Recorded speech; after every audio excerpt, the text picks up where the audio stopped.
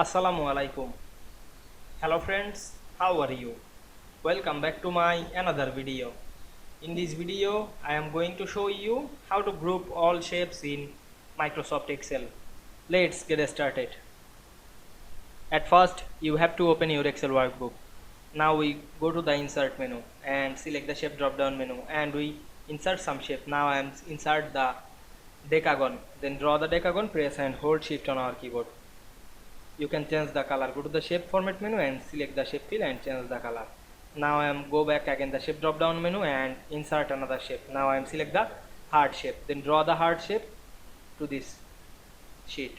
Now we want to group this all shape. At first select a shape, then press and hold shift and select multiple shape. Then go to the shape format menu. Choose the group drop down menu, make it group. Now we can see here two shapes are grouped. We make very easily. I hope you enjoyed my video. Please like, comment, share and subscribe my channel. Thanks for watching.